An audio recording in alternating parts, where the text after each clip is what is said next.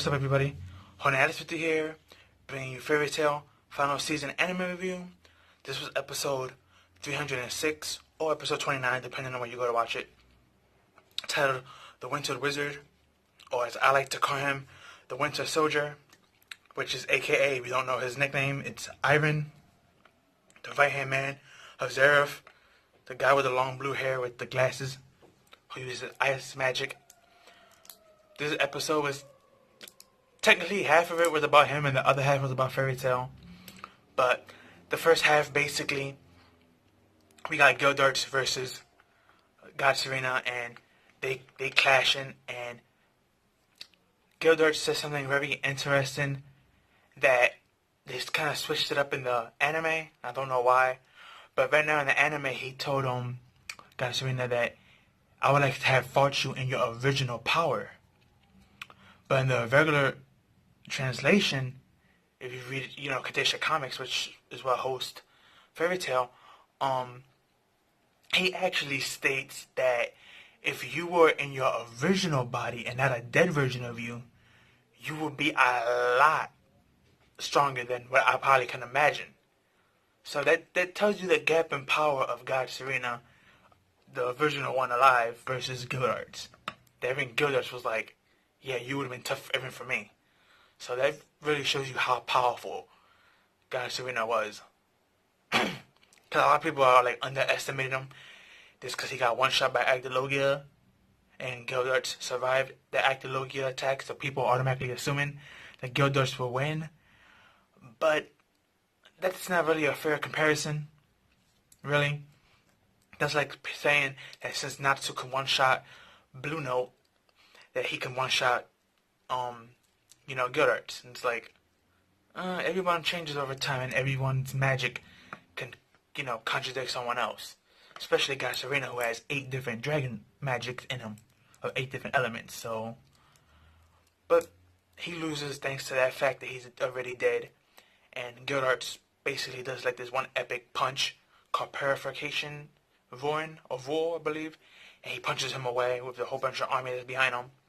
And we have everyone from Fairytail also jumping in the fight, fighting against other people. We have Ajo, the sand guy. He's also fighting Elfman and his sister Lazani. We have Mary Jane fighting Jason. We got this cute moment between Wendy and Romeo, where Romeo's there shaking and Wendy's like, "Is everything okay?" And it's funny because he calls her Big Sis, and a lot of people probably wondering why he's calling her Big Sis. You have to remember, Wendy is 19 years old at this point. Actually, no, she's older. She's about 20, 21. She should be a year or two younger than Singing Rogue. So, she just looks young because that 7-year time pause. Plus, the time skips that we had. The 2 time skips that we had, the 2 years and the 1 year one. She didn't really age much. She got a little bit taller, but that's about it. So she still has the body of a young girl, but she's actually a woman of age, so she's technically what you call a lolly, a woman of age who looks like a little girl, so that's why Romeo calls her Big Sis.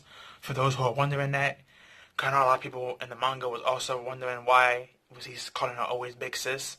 That's the reason why. Wendy's actually over 19, over 18, so she's in her early 20s. Where Sting and Vogue should be in their mid-20s. And Ezra, Natsu, and Lucy and all them should be in their late 20s. Naturally. If it wasn't for that 7-year time skip pause. So, just want to clarify that. But as that going on, we switch over to Maris and Zeref and Irene is doing her enchant magic on her to enchant her body to rip off her fairy heart. And Zeref did ask, how long is this going to take? Because I don't want to see her suffering. And she tells him straight up, you gotta stop showing kindness to people because Actilogia is an Aprek darkness predator and you won't win against them with that type of mercy, even if you have this power. So you need to be on the kill. She's telling him that. So after he hears that, he's like, yeah, you're right. And he's like, let me leave because I don't want to see this. So he looks at her where she's crying in pain. And it looks like he's about to cry, so he turns around and he just walks out. And also, Nineheart comes into the room when Zeref leaves and he asks her, I met your daughter. what do you want me to do? And she says, kill her. And that was Irene's, response. And he was like, but my magic doesn't work on her. And she looks at him with a smirk, and she's like, then why don't you fight her? And when she said that to him, like his eyes looked kind of like black, and it looked like he was freaked out, not scared. And then Irene said something very interesting about show her your true self. So I'm not sure if he's one of those people that he looks and acts weak, but inside he has like another personality that makes him like super strong. I'm kind of leaning towards that because of how that dialogue was said, but we're gonna have to wait and see. Then we switch over to the other half of the episode, which was based off of the Winter Wizard, which I like to call him the Winter Soldier, Ivan. And he turns the whole place. If you remember what Adjo did, when Adjo first invaded with his army, he made a sandstorm surrounding all of Mongolian, their town, if I'm pronouncing it right. Well, Adjo on Envel, he did something similar. But since he's a wizard, ice wizard, he made a big, gigantic blizzard in that whole area. And everyone's freaking out. I was like, why is it so cold all of a sudden and dark? Where did the sun go? Blah, blah, blah. But that was his magic that did that. And his foes are of, Natsu and his group, except Grey, because Grey was unaffected by the cold effect freeze, thanks to him being an ice wizard. And we had them scuffle back and forth here and there, but at the beginning, it was like anything that Grey did, he basically shut it down and pushed him away, and it looked like he had the advantage. Until Grey went Ice Devil mode and started attacking him, and then the attacks were a little bit more effective. But after getting hit once, he learned the properties of his ice magic, Devil Slaying type of magic, and he was like, I got you now. He's like, you don't really belong in the guild like Fairytail. You belong to something like an Owl Guild, because you're about to fall into darkness soon if you keep using that power. Which it's been hinted at for a while now, that if Grey keep using his Devil Slayer powers, he was going to eventually be swallowed by it. And Envel himself even states that Devil users, period, that usually happens to them. When they're in that form, they lose their mind and they can't really think well, and they eventually subdue themselves into it. So, and go cuckoo. So, but, Natsu, he overheard their conversation, and Grey telling them, for my family, I'd go into anything, even darkness. And that's when Natsu finally broke out the crystal in flames. And he's like, yeah, you tell him, Grey. And when he did that, everyone else got out of their ice crystals. But it didn't last long because Brandish came in her big form, her giant form, and she picked up Lucy and Natsu with Happy. And she picked those three up, and she's like, these are my opponents, and she just walked away with them. And when she was walking away, Juvia and Grey wanted to stop her, but because they turned their back on Envel, he decided to use something known as Ice Lock. And basically this is the same spell that he used on Maris, that ice, a collar is put on you of ice with a chain, and it basically doesn't allow you to think straight, and it scrambles your minds and ideas up. And with this chain, he can also give you orders that you have to follow. And he made one for each, Juvia and Grey, but he linked them together. And his order was, y'all must fight to the death. And right now they're kind of struggling because their bodies are kind of moving towards each other, but they're trying to hold each other back mentally, so they won't do what they have to do. And that was basically the end of the episode. Now we really get the title for next episode. It's supposed to be called Grey and Juvia, so it's most likely going to be mostly about them.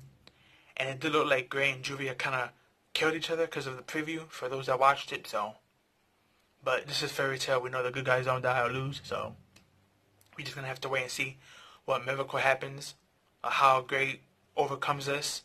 Same thing with Master Maris. How will she overcome this enchant magic Empress, which is Irene? Waiting for the Ectologia to come back. I don't know where Irene, where she sent him or how far she sent him. But eventually he's going to come back, and he's going to be very furious when he does. A couple of fights that I'm looking forward to as well is whoever's going to fight Gildart, since Gildart is back. The only person I can see that's going to fight him, if it's not Irene herself, who's busy right now at the moment, the only two other people would have to be the other powerful people that can, which would be the leader of the Spriggan 12, August, or the White Dragneel. So, gonna have to be one of those two. And Lockhart is my favorite one, so I would like to see him fight Gildert, but we're just gonna have to wait and see. But yeah, this was a pretty good episode, episode 306 or 29, depending on where you go. Really great stuff. It was more build up and dialogue, but it was done very well and good. Something that Fairytail does good. A lot of people get mad at Fairytail and hate on it, but it does do a lot of things good. It just certain fight scenes and or abilities, I guess you can say, that are used constantly is what makes people hate Fairytail. Even though there's worse shouting out there, but it seems like Fairytail is the one that get picked on the most. But it is what it is. But this was a pretty good episode. Definitely can't wait for next week. Next week is when we're gonna really definitely get some action. We get Natsu and his group fighting Lionheart. We have the Juvia Great thing going on. Then we have the Fairytail Guild versus the Red Army. So, but that's all I have for you guys. Like, comment, share, and subscribe. Share with your family and friends. Give this video a like. Tell me down below what you thought of the episode and what you liked and didn't like, and what you're expecting for next week. Tell me who you think Gildart is gonna fight next. Tell me, do you think if Irene's gonna succeed or someone to bust in and help out? Tell me what you guys think so far about this whole war arc and how, far we're in, and what you like so far and what you didn't like, and what you're hoping to see from different people, and who your favorite characters are. But that's all I have for you guys. Peace on and have a good one.